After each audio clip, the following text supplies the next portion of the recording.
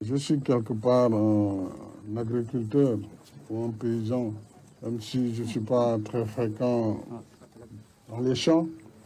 J'ai quand même une équipe qui s'en occupe, formée de professionnels. J'ai voulu donner l'exemple, montrer que l'agriculture, ce n'est pas seulement l'affaire des paysans, l'affaire des agriculteurs. J'avais en son temps acquis ce terrain.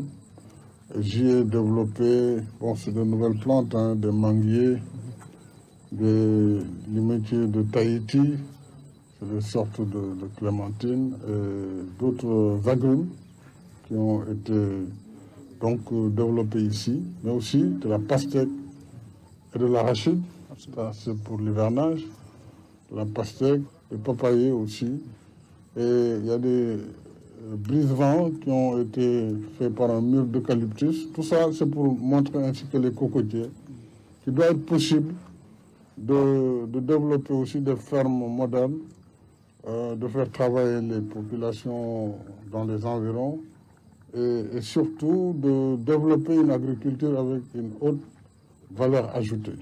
Donc c'est pourquoi on prévoit aussi de mettre des serres pour davantage de productivité. Et j'ai un autre projet, vraiment, si j'arrivais à avoir l'espace qu'il faut, c'est de développer des fermes laitières. Parce que le Sénégal importe énormément de lait. Et évidemment, nous devons encourager d'abord les hommes d'affaires, le secteur privé, à investir dans les fermes laitières. Mais c'est très exigeant en termes d'entretien, en termes de soins qu'il faut apporter aux vaches et surtout en termes aussi d'alimentation et d'eau. C'est ce qui fait qu'il faut beaucoup d'espace pour faire des aliments fourragers. Et moi, j'invite encore une fois les hommes d'affaires sénégalais à s'investir dans ces filières, l'agriculture et l'agrobusiness, mais aussi l'élevage intensif. L'élevage traditionnel, nous allons continuer à le faire, mais pour avoir de la productivité et pour être autosuffisant en lait, en viande, il faut une nouvelle méthode de travail. Nous avons lancé globalement la mécanisation, vous l'avez vu, partout où nous sommes passés, les tracteurs, le matériel agricole. C'est ça qui augmente les capacités, ça qui augmente la productivité. Et donc la richesse, finalement, des agriculteurs.